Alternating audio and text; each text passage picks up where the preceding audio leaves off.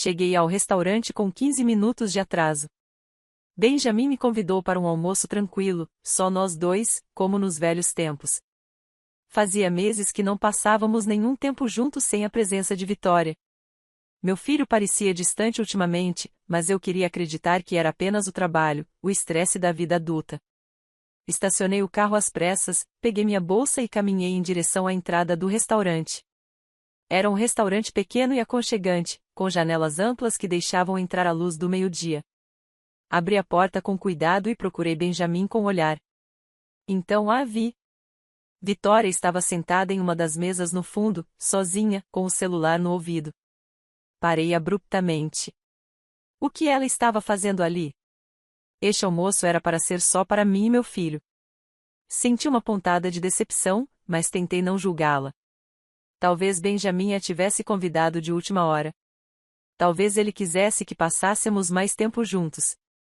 Respirei fundo e comecei a caminhar em sua direção, preparando-me para cumprimentá-la com um sorriso. Mas algo me paralisou. Vitória não tinha me visto. Estava de costas para mim, completamente concentrada na conversa ao telefone. Sua postura era tensa, inclinada para a frente como se estivesse compartilhando um segredo. Havia algo em seu tom de voz que me deixou em alerta máximo. Não era a voz doce e educada que ela sempre usava comigo. Era diferente, mais íntima, mais real. Fiquei a poucos metros de distância, escondida atrás de uma coluna decorativa. Sei que não deveria ter ficado ali ouvindo, mas meus pés se recusavam a se mover. Algo dentro de mim, um instinto materno que eu havia aprendido a ignorar nos últimos anos, gritava para que eu prestasse atenção. Então, ouvi suas palavras com total clareza: sim, ninguém vai perceber. Estou apenas fingindo até receber a herança. Mas eu te amo. Meu coração parou. Por um instante, pensei ter ouvido errado, que minha mente estivesse pregando uma peça cruel em mim. Mas Vitória continuou falando, alheia à minha presença, alheia ao mundo que desmoronava atrás de mim. É só uma questão de tempo, meu bem. A velha confia plenamente em mim. Benjamin faz tudo o que eu mando. Já tenho acesso a várias contas. Quando tudo estiver seguro, iremos embora juntos. Você e eu, como sempre sonhamos. Senti o chão sumir debaixo dos meus pés. Minhas pernas tremiam e precisei me apoiar na parede para não cair. Minha nora, a mulher que entrou na minha família 4 anos atrás, a mulher que eu acolhi de braços abertos, a mulher em quem confiei o cuidado do meu filho, estava planejando nos roubar. E não só isso, ela estava traindo Benjamin. Estava usando ele e a mim. Tudo isso foi uma mentira. Cada sorriso, cada abraço, cada querida sogra que saía da boca dela, uma atuação perfeitamente calculada. Levei a mão à boca para abafar um soluço que ameaçava escapar. Não conseguia emitir um som. Não podia deixar que ela me descobrisse. Ainda não. Vitória continuava falando ao telefone, rindo baixinho como se estivesse discutindo planos de férias e não o roubo sistemático de uma família. Já convenci Benjamin de que a mãe dele deveria colocar alguns imóveis em nosso nome como garantia, eu disse a ele. Para proteger o patrimônio da família. Ele é tão ingênuo. Acredita em tudo que eu digo. Meu estômago revirou. Será que Benjamin sabia disso? Não. Meu filho não era assim. Ele jamais me machucaria de propósito. Mas as palavras de Vitória revelaram algo pior do que uma traição direta. Revelaram manipulação, controle. Meu filho estava sendo usado como instrumento contra mim, e eu havia permitido que isso acontecesse. Lembrei-me de todas as vezes, nos últimos meses, em que Vitória fez comentários sutis. Eleanor, você não acha que seria mais fácil se simplificássemos a papelada dos imóveis? Benjamin e eu estávamos pensando que talvez pudéssemos ajudá-la a administrar melhor suas finanças. Na sua idade, é normal precisar de apoio com essas coisas. Interpretei esses comentários como uma preocupação genuína, como o afeto de uma nora que queria ajudar. Mas agora, parada naquele restaurante com o mundo desmoronando ao meu redor, vi a verdade com brutal clareza. Vitória vinha preparando o terreno desde o início, minando minha confiança em minhas próprias habilidades, me fazendo sentir velha, incapaz, necessitada de ajuda, e eu caí nessa. Comecei a duvidar de mim mesma. Considerei seriamente suas sugestões. Estava prestes a assinar documentos que ela havia preparado para minha tranquilidade.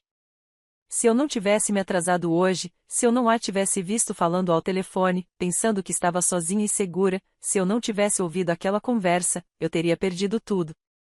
E nem teria percebido até que fosse tarde demais. Vitória encerrou a ligação com um "eu te amo. Te vejo à noite" em que me deu um nó no estômago. Ela guardou o celular na bolsa e ajeitou o cabelo, compondo uma expressão de doçura, aquela máscara perfeita que eu acreditava ser real há tanto tempo. Recuei em silêncio, me afastando da mesa e saindo do restaurante sem fazer barulho. Eu precisava de ar. Precisava pensar. Precisava processar o que acabará de descobrir sem desabar em público. Assim que saí, caminhei rapidamente até meu carro, minhas mãos tremendo tanto que mal conseguia tirar as chaves da bolsa.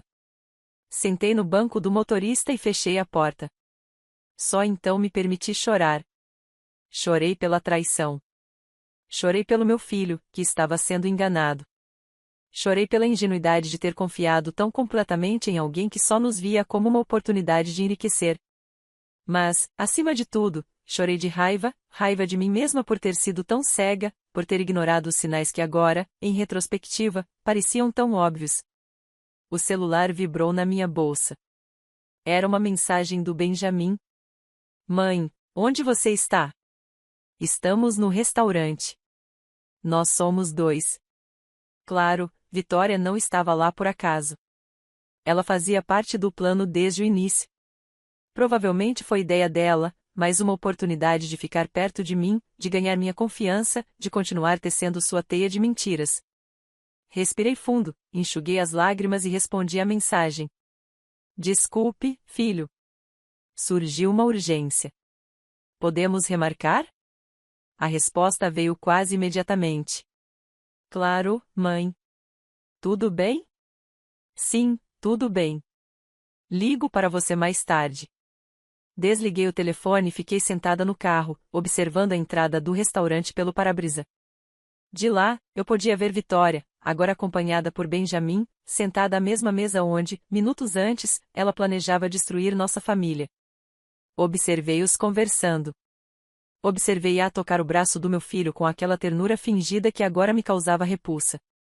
Observei Benjamin sorrir para ela, completamente alheio à verdade que eu acabará de descobrir. Naquele momento, sentada sozinha no meu carro, tomei uma decisão. Eu não seria uma vítima. Não deixaria a Vitória destruir minha família.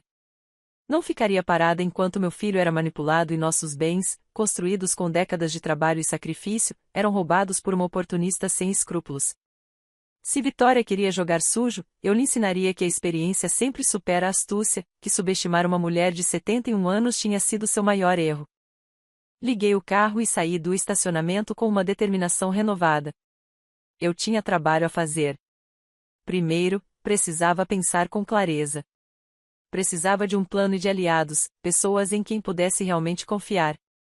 Enquanto dirigia de volta para casa, minha mente já estava organizando os próximos passos. Isso não tinha acabado. Estava apenas começando. Cheguei em casa e fechei a porta atrás de mim com mais força do que o necessário. O silêncio da sala me recebeu como um lembrete de quão sozinha eu realmente estava. Afundei no sofá, ainda processando o que tinha ouvido apenas uma hora antes. As palavras de Vitória ecoavam na minha cabeça repetidamente como uma gravação que eu não conseguia desligar. Estou fingindo até receber a herança. Há quanto tempo ela vinha planejando isso? Quando ela deixou de ser real? Tentei me lembrar do momento exato em que Vitória entrou em nossas vidas. Benjamin a conheceu em uma conferência de negócios há 5 anos. Ele trabalhava no setor financeiro. Ela dizia ser consultora de investimentos.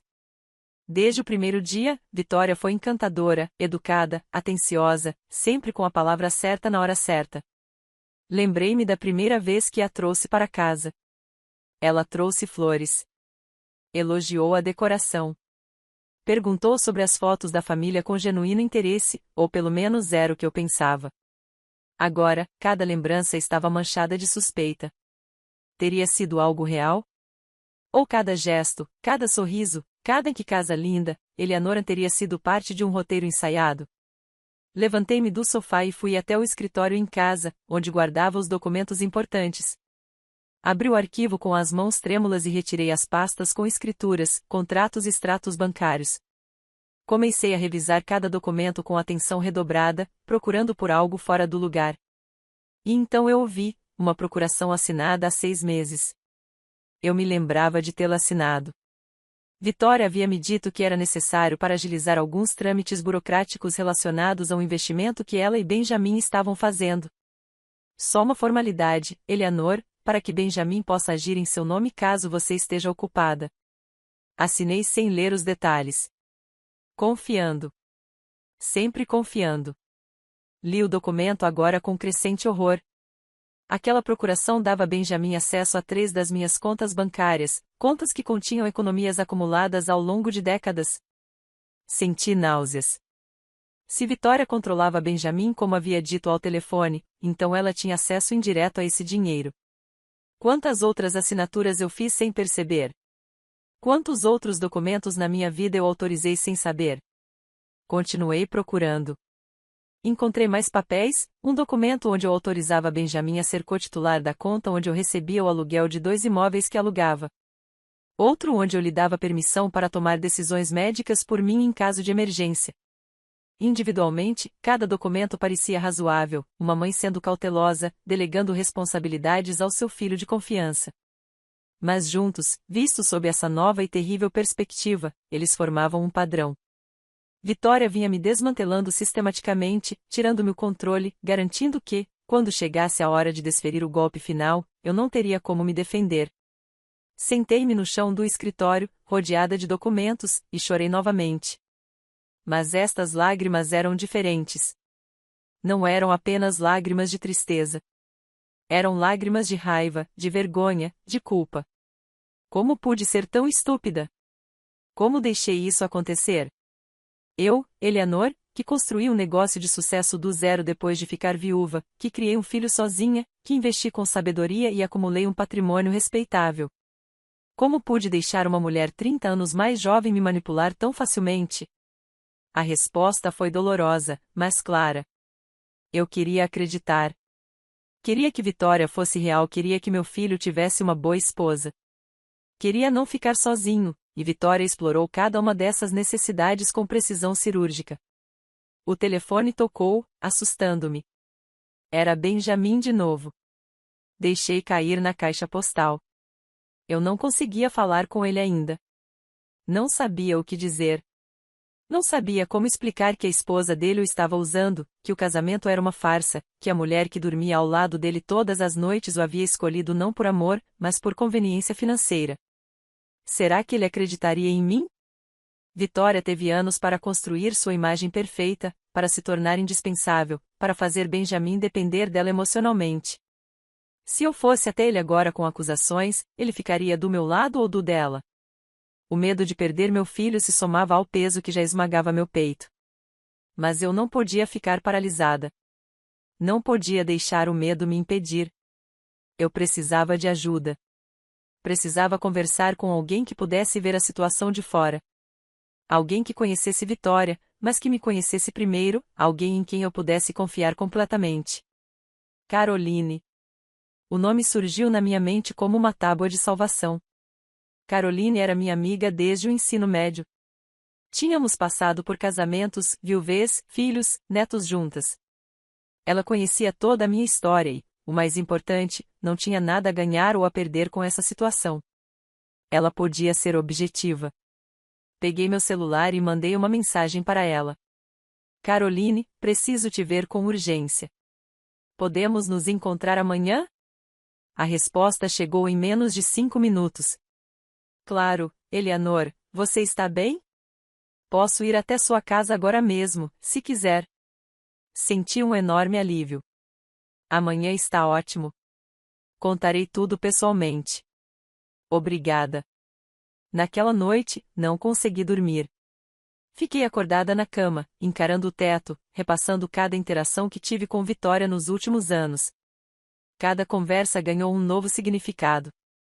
Lembrei-me da vez em que Vitória insistiu em ir ao banco comigo para aprender como você administra suas finanças, Eleanor. Quero ser tão organizada quanto você. Percebi então que ela vinha estudando minhas contas, memorizando números, identificando ativos. Lembrei-me de quando ela sugeriu que eu atualizasse meu testamento. É importante que tudo esteja em ordem, Eleanor, para Benjamin, para que ele não tenha problemas legais quando você, Deus me livre, não estiver mais entre nós. Eu havia pensado que ela estava sendo prudente.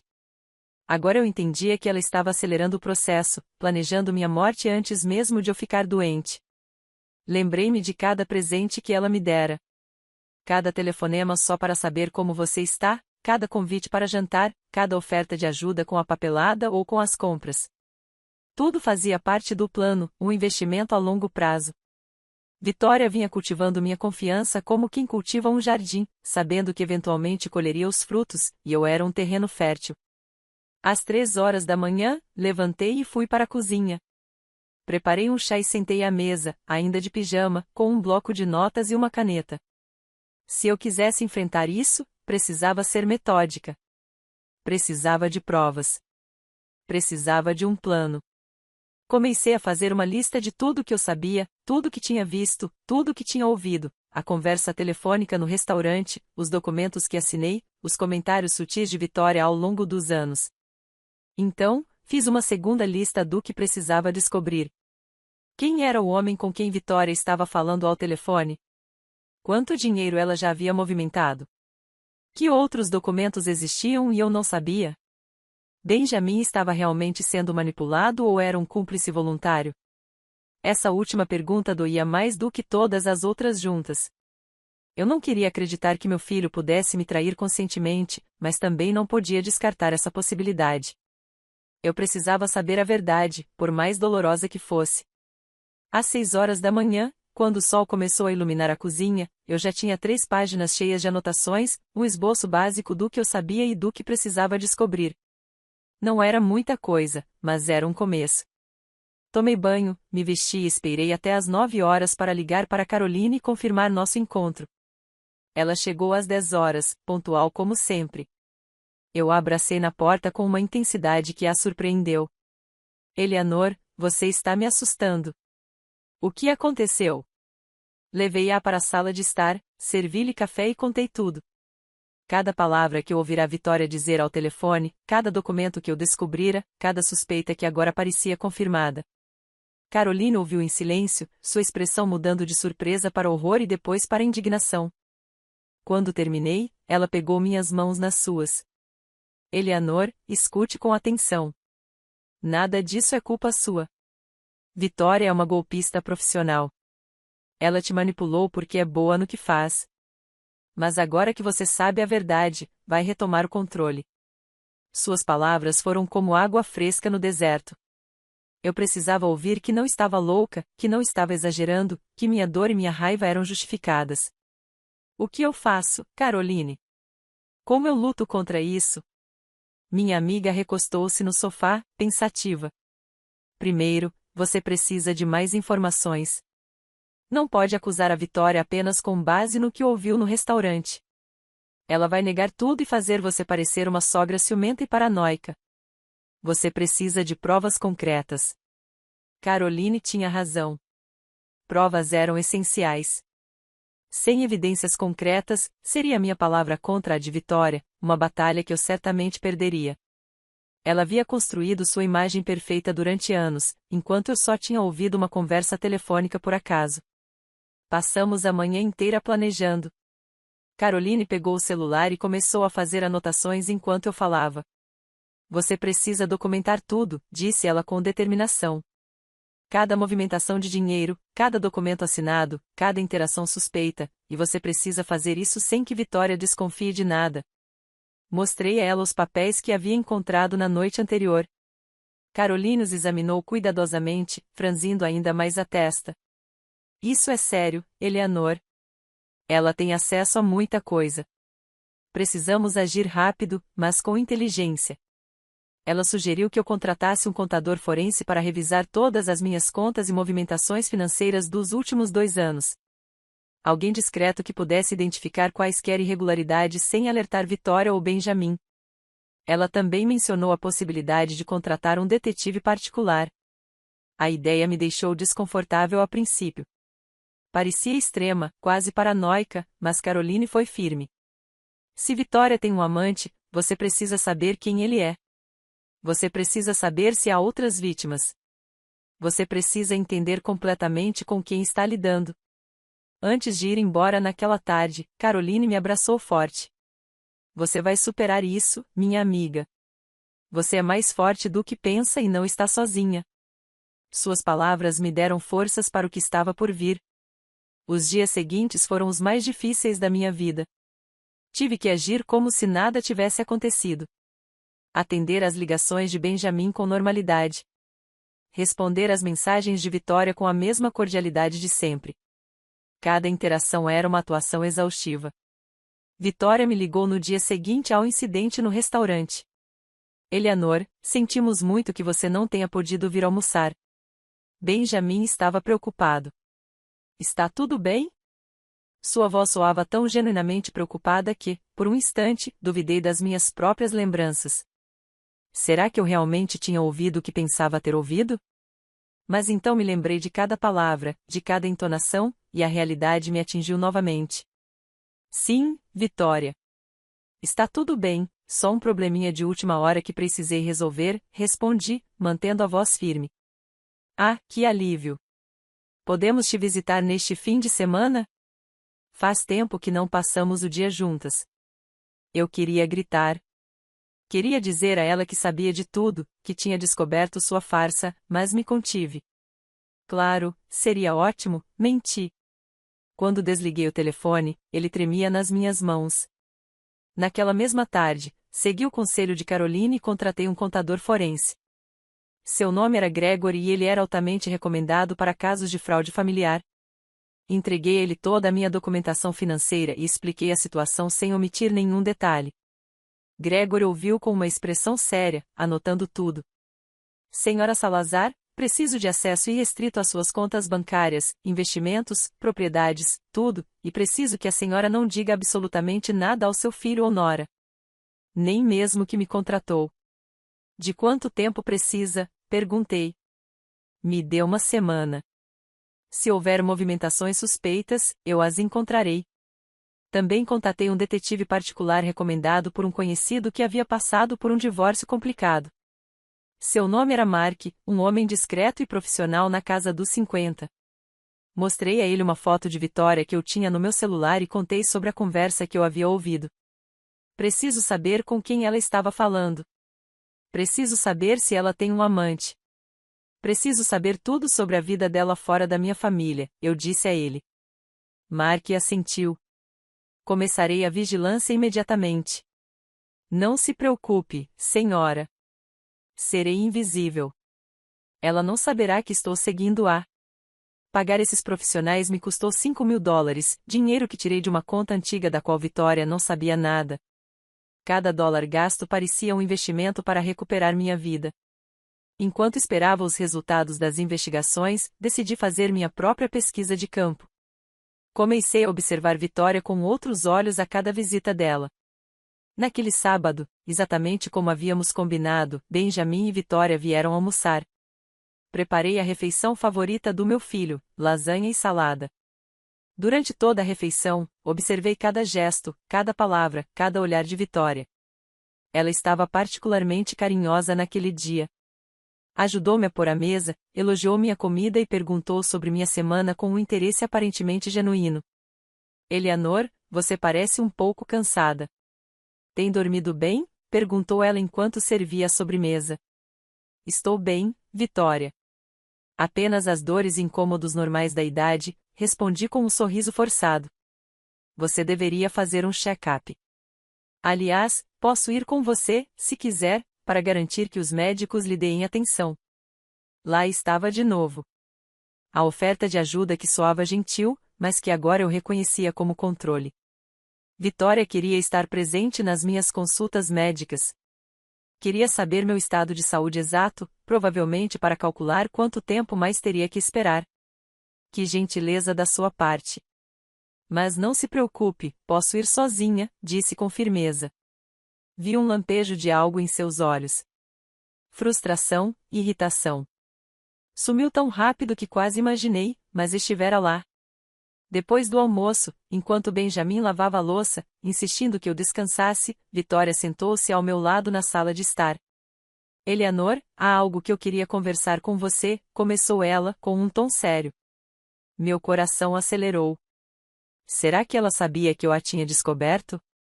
Benjamin e eu temos pensado sobre o seu futuro, sobre o seu bem-estar, continuou ela. Estamos preocupados que morar sozinha nesta casa grande possa ser demais para você. Você já pensou em se mudar para um lugar menor, algo mais fácil de administrar? Senti o sangue gelar nas minhas veias. Ela queria me tirar de casa. Minha casa. A casa onde morei por 40 anos. A casa que comprei com o dinheiro do seguro de vida do meu falecido marido. A casa cheia de memórias e história. Esta é a minha casa, Vitória. Não pretendo me mudar, respondi, mantendo a calma com um esforço sobre-humano. Ah, claro. Entendo perfeitamente, disse ela rapidamente, tocando minha mão com uma falsa compreensão. Só queríamos garantir que você soubesse que tem opções. Que estamos aqui para ajudá-la com o que precisar. O que ela realmente queria dizer agora estava claro. Ela queria que eu vendesse a casa, provavelmente para que o dinheiro da venda fosse parar em contas controladas por eles. Ou talvez ela já tivesse planos de ficar com a propriedade. Quando eles foram embora naquela tarde, me despedi deles na porta com abraços e beijos, como sempre. Mas por dentro, eu fervia de raiva. 3 dias depois, Gregory, o contador, me ligou. Senhora Salazar, preciso falar com a senhora. Encontrei algo. Nos encontramos em uma cafeteria tranquila, longe do meu bairro. Gregory abriu o laptop e me mostrou uma série de documentos e gráficos. Há movimentações irregulares em 2 de suas contas, começou ele. Nos últimos 8 meses, foram feitas transferências pequenas, mas constantes. Valores que individualmente não chamam a atenção, entre 200 e 500 dólares cada, mas que somam quase 30 mil dólares. Eu fiquei boquiaberta. 30 mil dólares. Para onde foi esse dinheiro? Perguntei com a voz trêmula. Para uma conta em nome do seu filho, Benjamin Salazar. Mas aqui está a parte interessante. Gregory virou a tela para que eu pudesse ver melhor. Da conta do seu filho, o dinheiro foi imediatamente transferido para outra conta, uma conta conjunta em nome de Benjamin Salazar e Vitória Salazar. Vitória vinha me roubando sistematicamente há meses, usando o acesso que eu havia dado a Benjamin. Ela vinha drenando minhas economias em quantias pequenas o suficiente para passarem despercebidas. Tem mais, continuou Gregory. Descobri também que uma consulta de crédito foi feita em seu nome no mês passado. Alguém tentou obter um empréstimo usando seus imóveis como garantia. O pedido foi rejeitado porque o banco entrou em contato para verificação e você não atendeu a ligação. Eu me lembrava vagamente de uma ligação do banco que havia ignorado porque estava ocupado na época. Não dei muita importância. Agora eu entendia que aquela ligação havia evitado um desastre maior. Quem fez o pedido de empréstimo? Perguntei, embora já soubesse a resposta. De acordo com os registros, foi seu filho Benjamin quem o enviou, agindo com procuração. Mas a assinatura digital veio de um endereço IP que rastreei até um café perto do local de trabalho da sua nora. Gregory fechou o laptop e me olhou seriamente. Senhora Salazar, isso é fraude. A senhora tem provas suficientes para entrar com um processo judicial. Lágrimas começaram a rolar pelo meu rosto. Uma coisa era suspeitar.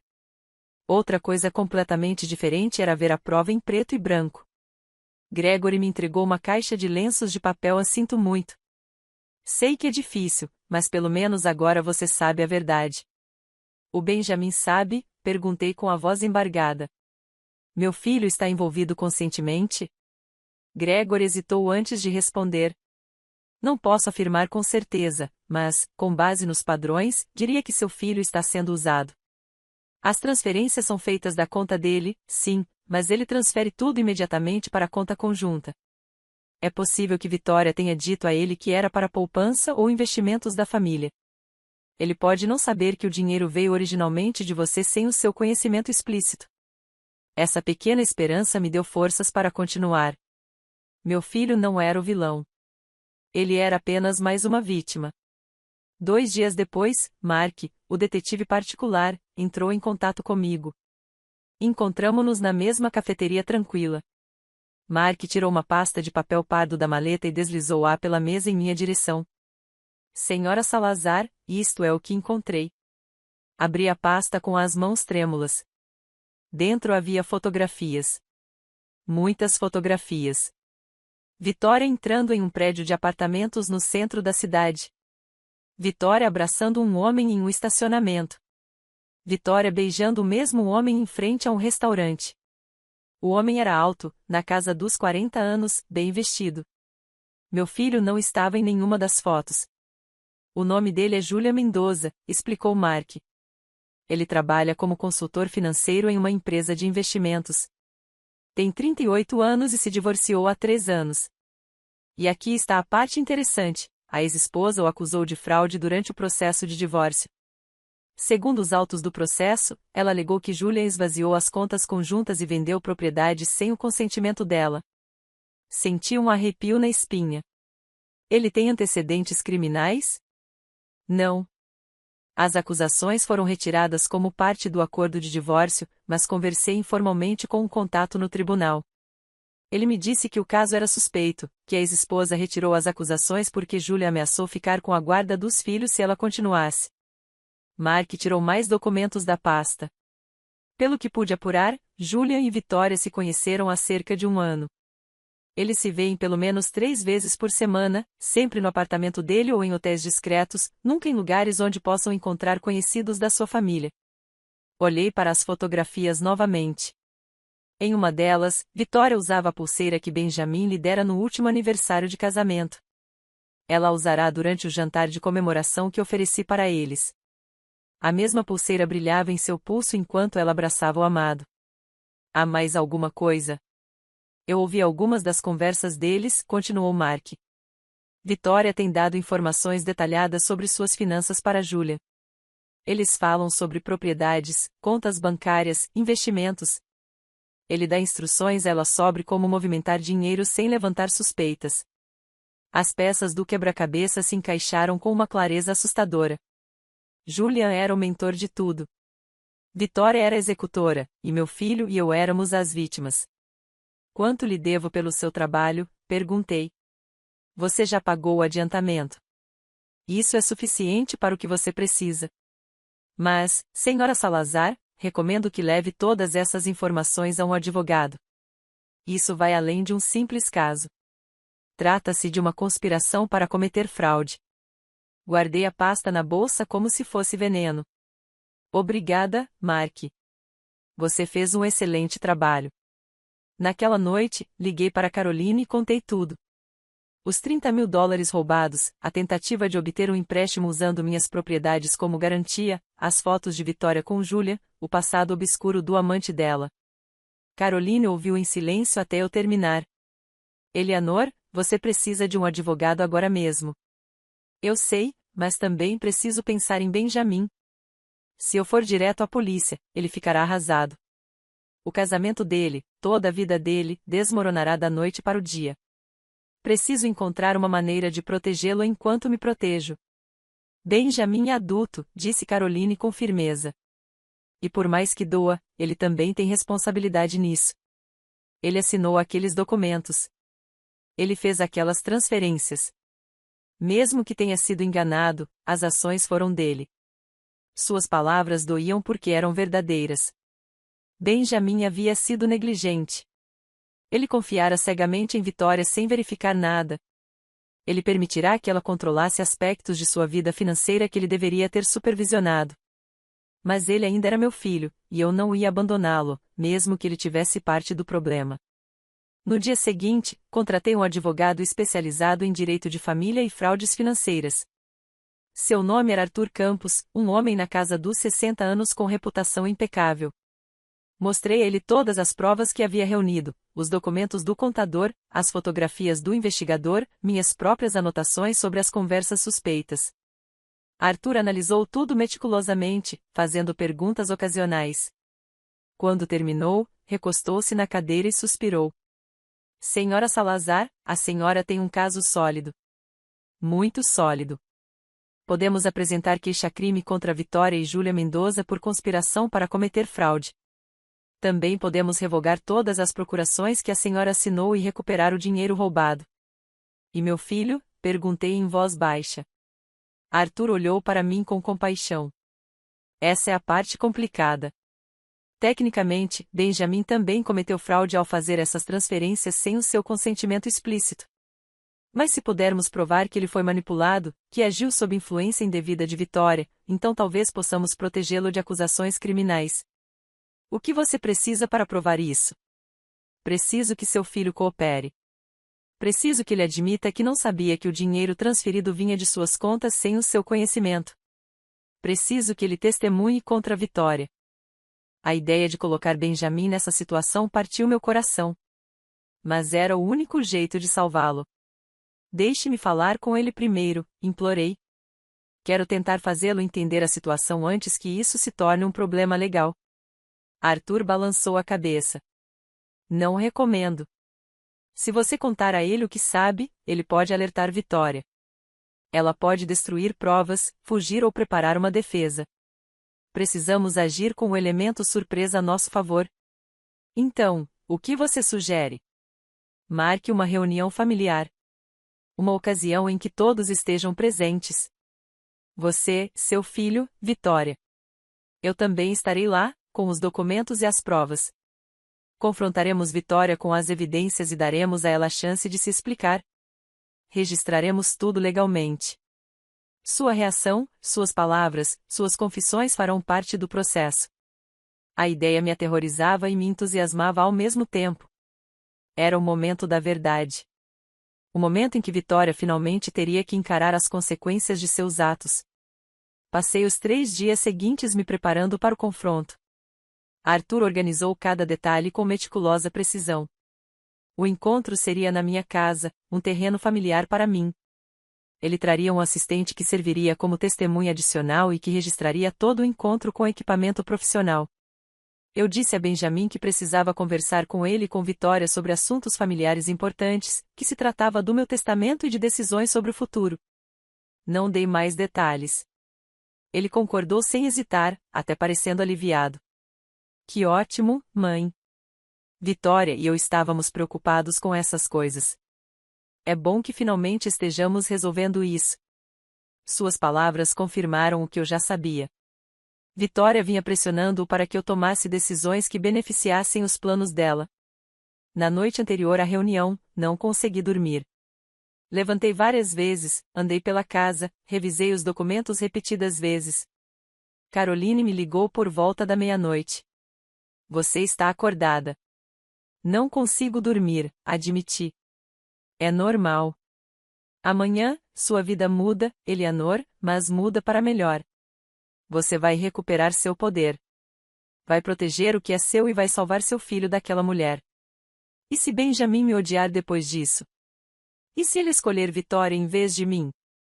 Então você saberá que fez a coisa certa de qualquer maneira. Mas eu conheço seu filho, Eleanor. Conheço o menino que você criou.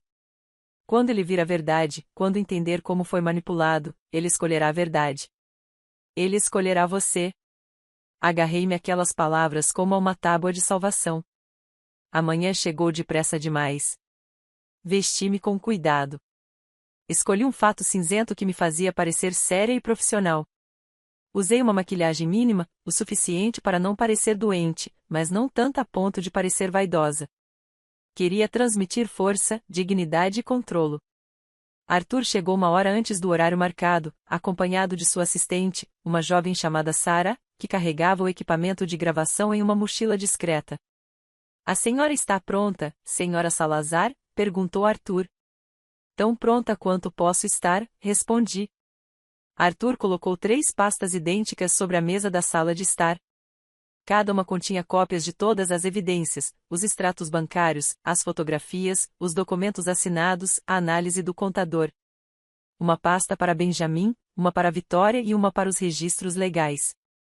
Sarah instalou uma pequena câmera em uma estante, camuflada entre os objetos decorativos. Ela também colocou microfones discretos em vários pontos do cômodo. Tudo será gravado com áudio e vídeo de alta qualidade, explicou. É completamente legal porque estamos em sua propriedade privada e porque seu advogado está presente. Esta gravação será admissível em tribunal, caso cheguemos a esse ponto. Às 3 horas em ponto, a campainha tocou. Meu coração deu um salto. Respirei fundo e fui abrir a porta. Benjamin me cumprimentou com um beijo na bochecha. Parecia relaxado, sem nenhuma preocupação no mundo. Vitória estava atrás dele, sorrindo com aquela falsa doçura que agora me dava náuseas. Oi, Eleanor. Que bom te ver, disse ela, tentando me abraçar. Dei um passo discreto para trás. Entre, por favor. Temos visitas. A confusão tomou conta do rosto de Vitória quando ela viu Arthur e Sarah na sala de estar. Mãe, o que está acontecendo? Perguntou Benjamin, com um tom cauteloso. Sentem-se, por favor, eu disse em tom firme. Precisamos conversar. Este é Arthur Campos. Ele é advogado. Está aqui para nos ajudar a resolver algumas questões legais importantes. Vitória empalideceu um pouco, mas logo recuperou a compostura. Questões legais, Eleanor. Está tudo bem? Há algum problema? Sim, Vitória, há problemas. Problemas sérios. Sentei-me na minha poltrona favorita, aquela que me dava uma visão completa da sala. Arthur continuava de pé junto à mesa com as pastas. Benjamin e Vitória estavam sentados juntos no sofá, ele com uma expressão confusa, ela ficando cada vez mais tensa. 2 semanas atrás, comecei em tom controlado, cheguei atrasada para um almoço que tínhamos marcado, Benjamin. Quando entrei no restaurante, vi Vitória falando ao telefone. Ela não me viu chegar. Vitória prendeu a respiração por um segundo. Vi o pânico passar pelos seus olhos antes que ela pudesse disfarçá-lo. Benjamin ainda estava confuso. Não entendo, mãe. O que isso tem a ver com alguma coisa? Eu ouvi a conversa de vocês, Vitória. Cada palavra. O silêncio que se seguiu foi ensurdecedor. Vitória abriu a boca, fechou-a e abriu-a novamente. Eleanor, eu não sei do que você está falando. Eu ouvi você dizer que estava fingindo, que estava apenas esperando para receber a herança. Eu ouvi você dizer a alguém que a amava. Não ao meu filho, a outra pessoa. Benjamin se virou para Vitória, com uma expressão de choque. O quê? Do que ela está falando, Vitória? Sua mãe está confusa, querido, disse Vitória rapidamente, pegando a mão de Benjamin. Não sei o que ela acha que ouviu, mas eu nunca disse nada parecido. Benjamin, você me conhece. Como pode acreditar nisso? Arthur interveio antes que meu filho pudesse responder. Senhora Vitória, temos provas que vão muito além de uma simples conversa ouvida por acaso. Ele abriu as 3 pastas e começou a distribuí-las. Estes são extratos bancários que mostram a transferência de $30 mil das contas da senhora Salazar para contas controladas pela senhora e seu marido. Transferências feitas sem o conhecimento explícito da senhora Salazar. Benjamin pegou sua pasta com as mãos trêmulas e começou a examinar os documentos. Seu rosto passou da confusão à incredulidade enquanto lia. Eu fiz essas transferências, murmurou. Mas Vitória me disse que eram para o nosso fundo de investimento. Ela me disse que a mãe havia autorizado a movimentação do dinheiro para obter melhores rendimentos. E foi isso que aconteceu, insistiu Vitória, embora sua voz já não soasse tão confiante. Eleanor concordou. Ela assinou os documentos. Eu assinei procurações para assuntos específicos, afirmei com firmeza. Eu não autorizei você a esvaziar minhas contas de poupança. Arthur continuou. Há também provas fotográficas do caso extraconjugal da senhora Vitória com um homem chamado Júlia Mendoza. Arthur pegou as fotografias e as colocou sobre a mesa. Uma a uma. Vitória entrando no apartamento. Vitória beijando Júlia. Vitória o abraçando. Benjamin pegou as fotos com as mãos que tremiam tanto que mal conseguia segurá-las. Seu rosto ficou branco como um papel. O que é isso? Sussurrou. Vitória, que diabos é isso? Vitória tentou pegar as fotos, mas Benjamin as arrancou de suas mãos. Benjamin, deixe-me explicar, começou ela, com lágrimas já brotando em seus olhos. Não é o que parece. Aquele homem é apenas um colega de trabalho. As fotos foram tiradas fora de contexto. Fora de contexto? A voz do meu filho se elevou. Você está beijando-o. Que contexto poderia haver para isso? Foi um erro, soluçou Vitória. Um momento de fraqueza. Mas eu te amo, Benjamin. Nosso casamento é real. Você precisa acreditar em mim. Arthur interveio novamente, com a voz calma, mas firme. Senhor Salazar, temos registros telefônicos que mostram mais de 300 ligações entre sua esposa e o Sr. Mendoza nos últimos 6 meses. Algumas dessas ligações duraram mais de 1 hora. Também temos registros de reservas de hotel em nome de ambos. Benjamin levantou-se abruptamente. Caminhou até a janela, virando-nos as costas. Seus ombros tremiam. Eu queria abraçá-lo, confortá-lo, mas sabia que ele precisava de espaço para processar o que estava descobrindo. Vitória levantou-se do sofá e tentou se aproximar dele. Benjamin, por favor, me escute. Sim, eu cometi um erro. Sim, eu tive um caso. Mas foi porque me sentia sozinha. Porque você estava sempre trabalhando. Porque eu precisava de atenção. Nem pense nisso, disse Benjamin com uma voz perigosamente baixa. Nem pense em me culpar pela sua traição. Ele se virou para encará-la, e viu uma fúria em seu rosto que nunca havia visto em meu filho antes. E o dinheiro? Você roubou o dinheiro da minha mãe porque também se sentia sozinho? Vitória olhou para Arthur, depois para mim e, em seguida, de volta para Benjamin. Eu podia ver sua mente trabalhando freneticamente, buscando uma saída, uma explicação que pudesse salvá-la. Eu não roubei nada, disse ela finalmente. Tudo o que fiz foi com a sua autorização. Benjamin, você assinou as transferências. Você concordou em movimentar o dinheiro. Se sua mãe agora diz que não autorizou, isso é um problema entre vocês dois, não meu. A audácia da mentira dela me deixou sem fôlego. Ela estava tentando virar meu filho contra mim mesmo agora, com todas as provas à mostra. Isso não é verdade, eu disse, levantando-me da cadeira. Você manipulou o Benjamin. Disse a ele que eu havia autorizado aquelas transferências. Usou a confiança dele em você para me roubar. Prove, desafiou Vitória, sua máscara de doçura finalmente caindo por completo. Prove que eu menti para ele. É a minha palavra contra a sua. Arthur sorriu levemente. Na verdade, temos provas. Um dos documentos que você apresentou ao banco para autorizar as transferências continha a assinatura da senhora Salazar. Esse documento era datado de 15 de março. Mas a senhora Salazar estava fora do país durante todo aquele mês, visitando sua irmã na Califórnia. Temos os registros de voo e os extratos do cartão de crédito como prova. Vitória empalideceu. Ela havia cometido um erro. Ela havia falsificado minha assinatura quando eu nem estava no país.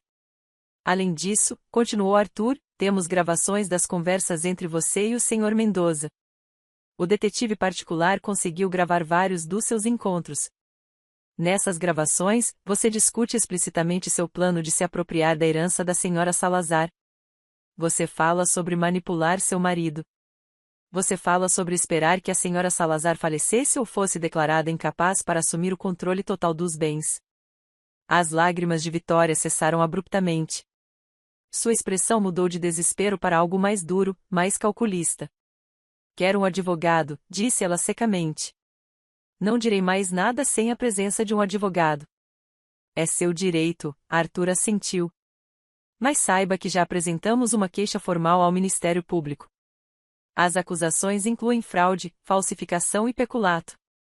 Há um bloqueio temporário em todas as contas conjuntas que você possui com o Sr. Salazar até que a investigação seja concluída. Vitória se virou para Benjamin com olhos suplicantes. Benjamin, você não pode deixar isso acontecer. Eu sou sua esposa. Estamos juntos nessa. Se eles me derrubarem, derrubam você também. Meu filho olhou para ela com uma expressão que eu nunca tinha visto nele. Era puro desprezo. Saia, disse ele com uma voz gélida. Saia desta casa agora mesmo. Benjamin, por favor. Saia, ele gritou. Eu não quero te ver nunca mais. Não quero ouvir sua voz. Não quero você perto de mim ou da minha mãe nunca mais. Vitória agarrou a bolsa com movimentos bruscos e rápidos. Antes de sair, virou-se para mim com um olhar de puro ódio. Isso não acabou, sua velha intrometida. Você vai se arrepender. As ameaças estão sendo gravadas, apontou Sarah, do seu lugar perto do equipamento. Sugiro que você vá embora antes que piore sua situação legal.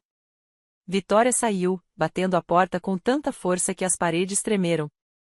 O silêncio que se seguiu foi pesado, carregado de emoção. Benjamin desabou no sofá, enterrando o rosto nas mãos. Seus ombros começaram a tremer com soluços silenciosos. Fui até ele e o abracei, assim como fazia quando ele era pequeno e se machucava. Me desculpe, mãe, ele chorou no meu ombro. Me desculpe tanto. Eu fui um idiota. Eu deveria ter percebido. Eu deveria ter te protegido. Eu deveria ter protegido a sua confiança. Não é sua culpa, filho. Ela é uma enganadora profissional.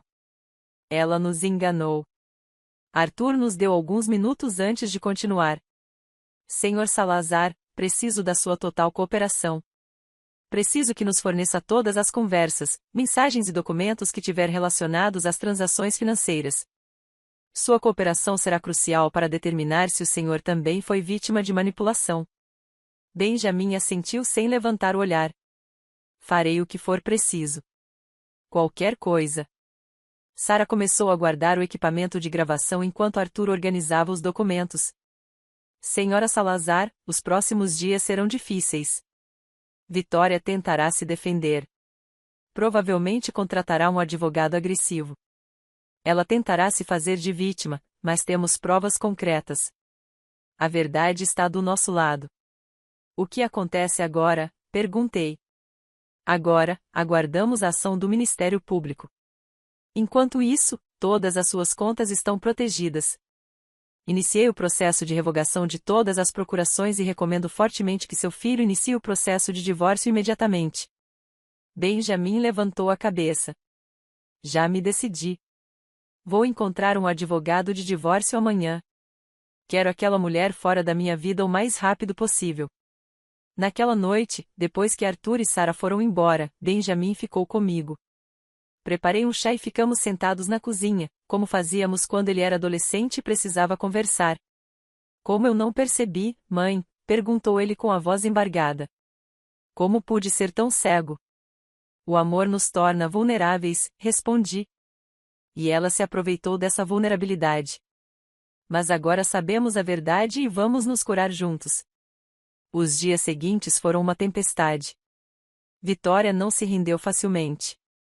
Exatamente como Arthur havia previsto, ela contratou um dos advogados mais agressivos da cidade e lançou um contra-ataque feroz. Primeiro, tentou distorcer a narrativa nas redes sociais. Publicou mensagens vagas sobre sogras tóxicas e famílias que destroem casamentos por inveja. Postou fotos antigas dela e de Benjamin parecendo felizes, com comentários sobre o amor verdadeiro que algumas pessoas querem destruir. Vários conhecidos em comum começaram a ligar para meu filho, confusos, perguntando o que estava acontecendo. Benjamin teve que explicar a situação repetidas vezes, se expondo emocionalmente a cada vez. Então Vitória intensificou suas táticas. Ela entrou com um processo civil contra mim, alegando difamação. Ela afirmou que eu havia arruinado sua reputação com falsas acusações e exigiu indenização por danos morais. Seu advogado enviou cartas ameaçadoras dizendo que iriam destruir minha credibilidade no tribunal. Arthur as leu e simplesmente as arquivou. Isso é desespero, ele me assegurou. Ela sabe que está perdendo e está tentando nos intimidar. Não vamos cair nos joguinhos dela.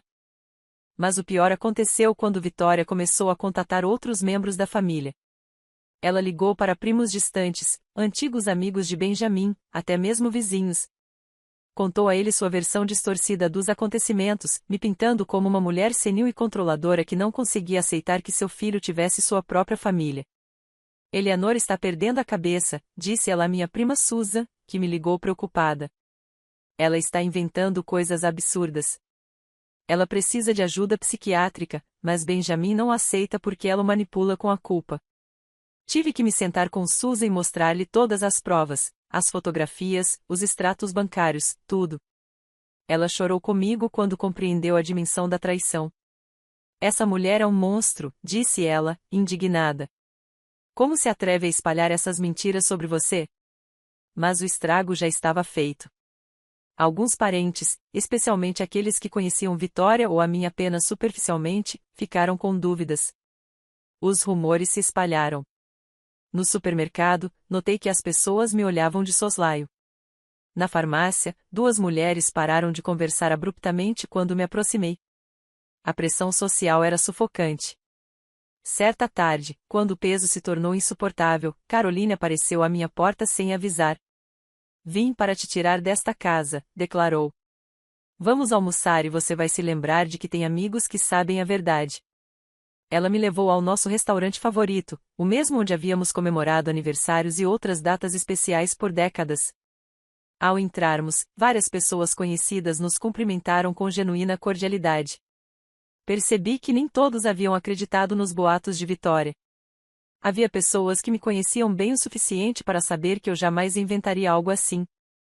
Você não está sozinha, Caroline me lembrou enquanto dividíamos a sobremesa. E a verdade sempre vem à tona. Sempre. Naquela mesma semana, algo inesperado aconteceu. Arthur me ligou com urgência. Senhora Salazar, preciso que a senhora venha imediatamente ao meu escritório.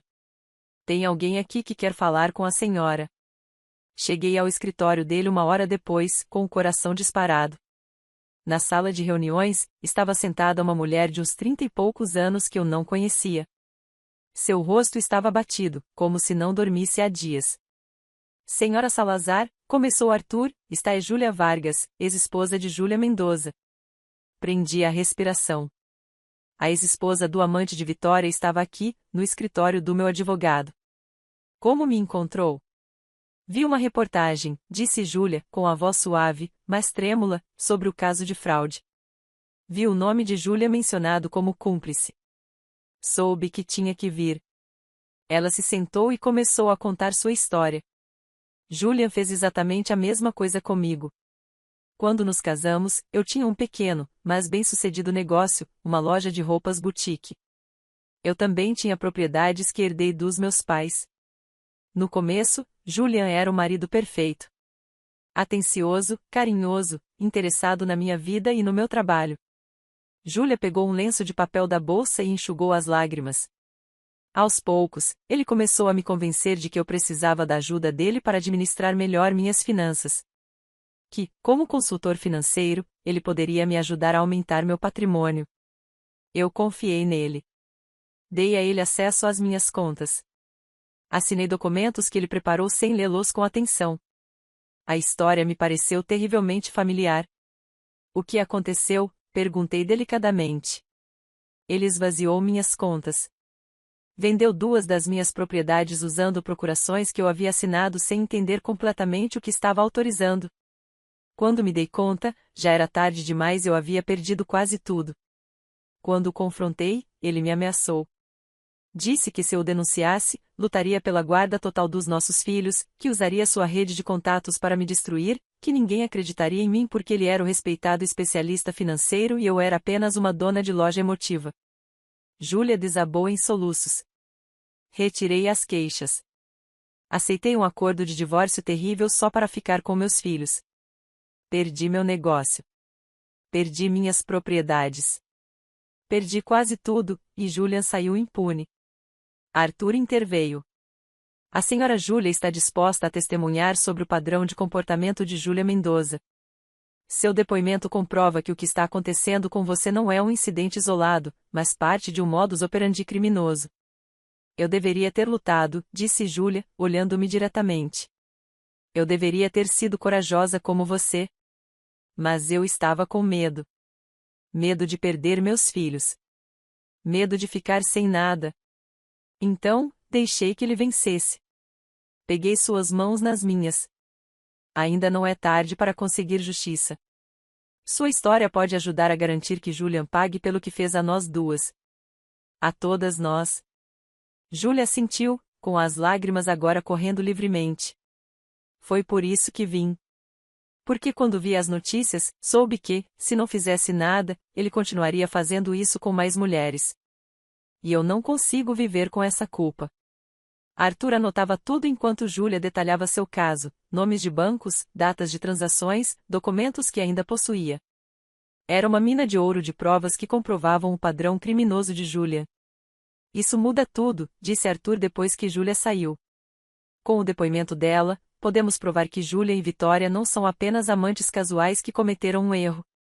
Eles são parceiros criminosos com um histórico de golpes planejados. Isso eleva as acusações para conspiração criminosa organizada. Os dias seguintes trouxeram mais revelações. O promotor responsável pelo caso, após analisar o depoimento de Júlia, ordenou uma investigação mais aprofundada sobre Júlia Mendoza. Descobriram outra vítima, uma senhora idosa que havia contratado Julian como consultor financeiro e perdido suas economias para a aposentadoria devido a recomendações fraudulentas. Julian cobrava comissões exorbitantes por investimentos inexistentes.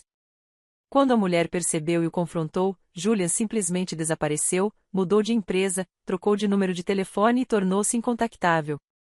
A mulher, envergonhada e sem recursos, nunca apresentou uma queixa formal. Agora, com o caso em aberto, ela também se apresentou para prestar seu depoimento. O padrão era claro. Júlia Mendoza era um predador financeiro em série, e Vitória tinha sido sua cúmplice mais recente, seu instrumento para acessar minha família e meu patrimônio. À medida que as evidências se acumulavam, o advogado de Vitória começou a mudar de estratégia. Os processos agressivos cessaram. As postagens nas redes sociais foram apagadas. Houve uma tentativa de negociação. Vitória estava disposta a devolver o dinheiro roubado em troca da retirada das acusações criminais. Arthur me consultou sobre a proposta. A decisão é sua, senhora Salazar. Podemos aceitar o acordo e recuperar seu dinheiro, ou podemos prosseguir com o processo criminal completo. Olhei para Benjamin, que tinha vindo comigo à reunião. Meu filho, que estava emocionalmente devastado pela traição, olhou para mim com determinação. Mãe, se apenas pegarmos o dinheiro de volta, ela fará isso de novo com outra pessoa, com outra família. Ele tinha razão. Se deixássemos Vitória escapar apenas devolvendo o dinheiro, ela simplesmente encontraria sua próxima vítima. Outra família confiante, outra pessoa vulnerável. Não aceitamos o acordo, eu disse firmemente. Vamos até o fim. Que ela enfrente todas as consequências de seus atos. Arthur sorriu com aprovação. Então, vamos continuar. Preparem-se, porque o julgamento será público. Vitória e seu advogado tentarão desacreditá-los no tribunal. Será difícil. Já passamos pelo pior, respondeu Benjamin. Agora, só queremos justiça. O julgamento começou 2 meses depois. O tribunal estava lotado. Além de nós, Júlia e a outra vítima de Júlia estavam lá, juntamente com seus respectivos advogados. A mídia havia demonstrado interesse no caso, descrevendo-o como o golpe do amor e das mentiras nas manchetes. O primeiro dia foi brutal. O advogado de Vitória tentou me pintar como uma mulher controladora que não conseguia aceitar que seu filho havia crescido. Ele sugeriu que eu havia interpretado mal conversas inocentes, que as movimentações de dinheiro haviam sido autorizadas, mas que agora, devido à senilidade ou por despeito, eu não me lembrava. Arthur respondeu com fatos. Apresentou as gravações das conversas entre Vitória e Júlia, onde discutiam explicitamente seus planos. Apresentou os documentos com assinaturas falsificadas. Apresentou os extratos bancários que mostravam um padrão sistemático de roubo. Quando chegou a vez de Júlia depor, o tribunal ficou em completo silêncio. Ela descreveu, com voz clara e firme, como Júlia a havia manipulado, como havia perdido tudo e como viverá com medo e vergonha por anos. Não quero que nenhuma outra mulher passe pelo que eu passei, concluiu. É por isso que estou aqui, para contar a verdade, para que a justiça seja feita. O advogado de Vitória tentou desacreditar seu depoimento, sugerindo que Júlia era apenas uma ex-esposa ressentida inventando histórias, mas Arthur apresentou documentos bancários, registros de venda de imóveis, tudo corroborando cada palavra de Júlia. Então, a terceira vítima de Júlia testemunhou, a idosa que havia perdido sua aposentadoria. Seu depoimento foi devastador. Ela descreveu como confiou em Julian porque ele parecia tão profissional e educado. Como assinou documentos que não entendia completamente. Como percebeu tarde demais que tudo era um golpe. Fiquei sem nada para minha velhice, disse ela, com lágrimas nos olhos. Tive que vender minha casa. Agora moro com minha filha porque não tenho recursos próprios. Tudo porque confiei no homem errado. Quando Benjamin subiu ao estrado, prendi a respiração. Meu filho vinha ensaiando seu depoimento há semanas, mas eu sabia que encarar Vitória no tribunal seria doloroso. Eu amava minha esposa, começou Benjamin, com a voz firme. Eu confiava nela completamente. Quando ela me pedia para assinar documentos ou fazer transferências, eu fazia sem questionar, porque acreditava que estávamos construindo um futuro juntos. Nunca imaginei que ela estivesse roubando da minha mãe, que estivesse usando meu amor como instrumento para cometer fraude. O advogado de Vitória insistiu: não é verdade que o senhor sabia exatamente de onde vinham esses fundos? Não é verdade que o senhor e sua mãe têm um relacionamento tenso e que o senhor se beneficiou financeiramente dessas transferências? Benjamin olhou-o diretamente nos olhos. Minha mãe é a pessoa mais importante da minha vida. Ela me criou sozinha depois que meu pai morreu. Ela me deu tudo. Eu jamais roubaria dela. E o fato de minha esposa ter me usado para isso é algo com que terei que conviver pelo resto da vida. Sua voz embargou no final, mas ele não desviou o olhar. Vitória, sentada à mesa da defesa, baixou a cabeça, evitando contato visual com todos. Quando chegou a sua vez de depor em sua própria defesa, sua estratégia era clara: culpar Julian por tudo. Eu também fui vítima, afirmou Vitória com lágrimas que pareciam ensaiadas. Julian me manipulou. Ele me disse que estávamos ajudando Eleanor a administrar suas finanças. Ele me disse que tudo era legal. Eu não sabia que era errado. Arthur a desmascarou durante o interrogatório. Julian também a obrigou a ter um caso extraconjugal com ele durante um ano enquanto vocês eram casados? Foi um erro pessoal. Não tem nada a ver com as acusações financeiras. Julian também a obrigou a mentir para seu marido sobre o propósito das transferências? Eu não menti. Apenas repeti o que Julian me disse. Julian também a obrigou a tentar convencer a senhora Salazar a vender a casa dela e se mudar para um lugar menor? Vitória hesitou. Foi uma sugestão genuína. Achei que seria mais confortável para ela. Ou você achou que seria mais fácil acessar o dinheiro da venda? Vitória não respondeu. Arthur apresentou mais gravações. Em uma delas, Vitória dizia a Julian: a velha finalmente está considerando vender a casa. Quando ela fizer isso, o dinheiro virá direto para nós. Em outra, eles discutiam como acelerar o processo. Preciso que ela comece a mostrar sinais de declínio, disse a voz de Julian. Faça parecer que ela não consegue cuidar dos próprios assuntos. Assim, será mais fácil conseguir que ela seja declarada incapaz. Todo o plano foi revelado. Eles não tinham apenas roubado dinheiro. Estavam preparando o terreno para que eu fosse declarado incapaz mentalmente e assumisse o controle total do meu patrimônio. A estratégia foi paciente, meticulosa e cruel. O júri ouviu tudo em silêncio. Vi suas expressões de horror e indignação enquanto as provas eram apresentadas. Quando chegou a hora das alegações finais, Arthur dirigiu-se ao júri com uma voz poderosa. Este não é um caso de um simples desentendimento familiar.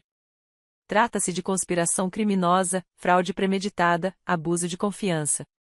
Vitória e Júlia Mendoza uniram-se para destruir uma família com o único propósito de enriquecerem-se. Manipularam um filho para usá-lo contra a mãe. Falsificaram documentos. Roubaram sistematicamente durante meses. E quando foram apanhados, tentaram inverter a narrativa e pintar-se como vítimas. Ele apontou para onde eu estava sentada.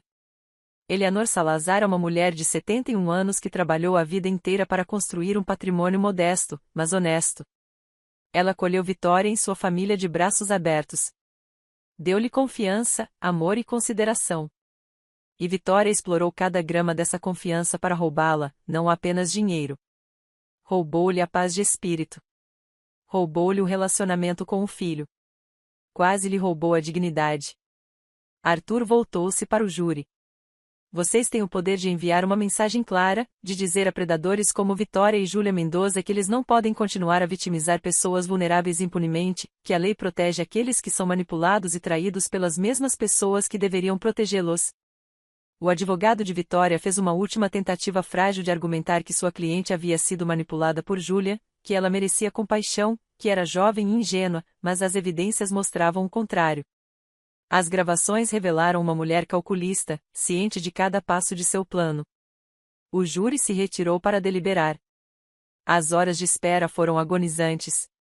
Benjamin e eu sentamos juntos no corredor do tribunal, de mãos dadas, aguardando o veredicto. Carolina estava conosco, oferecendo apoio silencioso. Júlia também esperava, nervosa, torcendo para que sua coragem ao depor não tivesse sido em vão. Após 5 horas, o júri retornou. Chegaram a um veredicto? Perguntou o juiz. Sim, meritíssimo.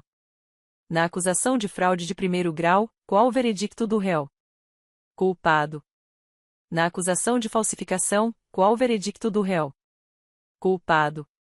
Na acusação de conspiração para cometer fraude, qual o veredicto do réu? Culpado. Uma a uma, cada acusação foi lida.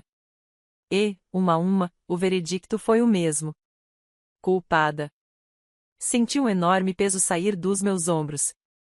Benjamin me abraçou, e nós dois choramos de alívio. Vitória, pela primeira vez desde o início do julgamento, demonstrou emoção genuína. Ela desabou na cadeira, soluçando incontrolavelmente, mas era tarde demais para as lágrimas. A sentença viria depois, mas a mensagem era clara. A justiça prevaleceu. A sentença foi proferida 3 semanas depois. O juiz foi direto em sua decisão. Vitória foi condenada a 8 anos de prisão por fraude, falsificação e conspiração criminosa. Júlia Mendoza recebeu 12 anos, considerando seu histórico de múltiplas vítimas e seu papel como mentor do esquema. Além disso, ambos foram condenados a pagar restituição integral a todas as suas vítimas. Eu receberia de volta os $30.000 roubados, mais juros. Júlia receberia indenização pelos bens que perdeu. A terceira vítima receberia de volta suas economias para a aposentadoria. O juiz também ordenou que os nomes de Vitória e Júlia fossem adicionados a um registro público de fraudadores financeiros, garantindo que, quando saíssem da prisão, qualquer verificação de antecedentes revelaria seus crimes. Quando saímos do tribunal naquele dia, a imprensa estava à espera. Arthur havia preparado uma breve declaração: a justiça foi feita hoje. As vítimas de Vitória e Júlia Mendoza finalmente têm o desfecho que merecem. Esperamos que este caso sirva de alerta para outros predadores financeiros e de inspiração para as vítimas que têm medo de denunciar. Não dê entrevistas longas.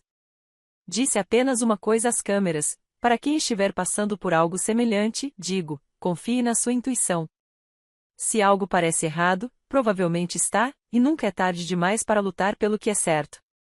Os meses seguintes foram de uma recuperação lenta, porém constante. Benjamin iniciou o processo de divórcio, que foi concluído rapidamente devido ao veredicto criminal. Ele se mudou para minha casa temporariamente enquanto processava emocionalmente tudo o que havia acontecido. Começou a fazer terapia para lidar com o trauma de ter sido manipulado e usado. Me sinto tão estúpido, mãe, confessou ele certa noite enquanto jantávamos juntos. Estúpido por não ter percebido, por ter deixado ela me controlar tanto. Você não foi estúpido, assegurei-lhe. Você foi humano. Você confiou em alguém que amava. Isso não é fraqueza. É normal. O que importa é que agora você sabe a verdade e está se curando. Aos poucos, vi meu filho recuperar a confiança. Ele começou a sair mais com os amigos. Retomou hobbies que havia abandonado durante o casamento. Riu de verdade pela primeira vez em meses. Certa tarde, Júlia veio me visitar. Trouxe flores e um cartão feito à mão. Queria te agradecer pessoalmente, disse ela, por ser corajosa, por lutar, por não desistir. Você me deu a coragem que me faltou todos esses anos atrás. Sentamo-nos na sala de estar e tomamos chá. 2 mulheres que sobreviveram ao mesmo predador, agora unidas por uma experiência dolorosa, mas transformadora. Como estão seus filhos? Perguntei. Melhores, sorriu Júlia. Saber que Júlia finalmente está enfrentando as consequências lhes trouxe paz. E com a indenização que receberei, poderei recomeçar meu negócio. Um novo começo. Desejei-lhe tudo de bom e disse que, se precisasse de alguma coisa, poderia contar comigo. Ela saiu com lágrimas de gratidão nos olhos. Caroline também foi essencial na minha recuperação. Ela organizava almoços semanais, me arrastava para aulas de dança e me mantinha conectada com o mundo quando eu queria me isolar. Você não vai deixar Vitória roubar mais do seu tempo, ela me dizia com firmeza. Você já perdeu o suficiente. Agora é hora de viver. Ela estava certa. Comecei a fazer coisas que havia deixado de lado por anos. Entrei para um clube do livro. Comecei a fazer aulas de pintura, algo que sempre quis fazer, mas nunca encontrei tempo. Viajei para visitar minha irmã na Califórnia, desfrutando de semanas de paz e beleza. Também me envolvi em um grupo de apoio para vítimas de fraude familiar. Compartilhei minha história com outras pessoas que estavam passando por situações semelhantes. Descobri que havia conforto em ajudar os outros, em usar minha experiência para guiar aqueles que estavam apenas começando sua jornada em busca de justiça. Uma mulher do grupo, na casa dos 60 anos, me disse: "Você me inspira." Eu achava que era velha demais para lutar, que era mais fácil simplesmente aceitar o que estavam fazendo comigo. Mas se você conseguiu enfrentar sua nora e vencer, eu consigo enfrentar meu sobrinho que está tentando me roubar. Dei a ela todas as informações sobre Arthur e garanti que ela não estava sozinha. Um ano após o veredicto, minha vida havia encontrado um novo equilíbrio. Benjamin se mudou para seu próprio apartamento, pronto para recomeçar. Ele começou a namorar uma nova pessoa, uma mulher chamada Ana, não minha amiga, mas alguém que ele conheceu no trabalho, uma professora universitária honesta e direta. Ele estava hesitante em me apresentá-la, ainda com medo depois do que havia acontecido.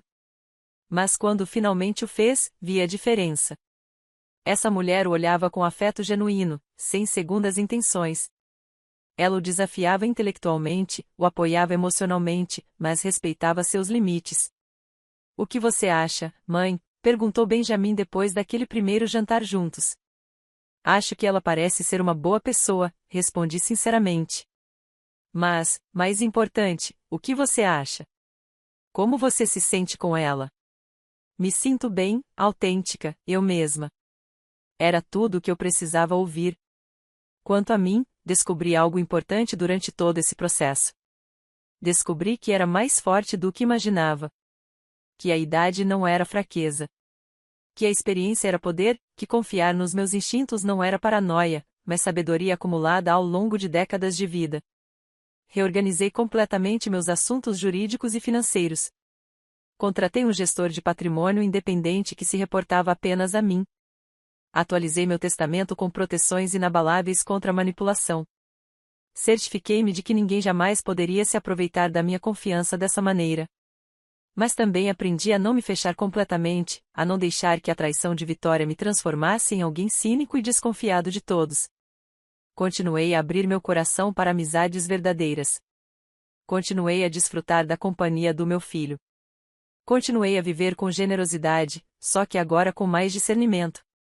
Numa tarde de primavera, quase 2 anos depois daquele dia no restaurante, eu estava sentada no meu jardim com uma xícara de café. O sol brilhava forte. As flores que eu havia plantado estavam desabrochando. Da casa, eu conseguia ouvir Benjamin rindo ao telefone, provavelmente falando com sua nova namorada. Caroline chegaria em breve para nossa caminhada semanal. Eu tinha uma aula de pintura marcada para o dia seguinte. E naquele fim de semana, o grupo de apoio havia organizado uma reunião onde eu compartilharia minha história completa para ajudar os novos membros. Pensei em Vitória cumprindo sua pena na prisão. Não senti satisfação vingativa. Não senti ódio. Apenas senti uma profunda e tranquila certeza de que a verdade prevalecera, de que a justiça fora feita, de que minha família estava segura. Também pensei na mulher que eu era no início desta história. A mulher que chegará atrasada para o almoço e ouvirá por acaso uma conversa que mudaria sua vida. Aquela mulher era ingênua, confiante demais, vulnerável. A mulher que eu era agora fora forjada no fogo. Ela era mais sábia, mais forte, mais consciente do seu próprio valor e era livre. Livre do peso da traição, livre do medo, livre das mentiras. Dei um gole no meu café e sorri. Eleanor tinha sobrevivido. E não apenas sobrevivido. Ela prosperou. A vida continuou, mais rica e autêntica do que antes.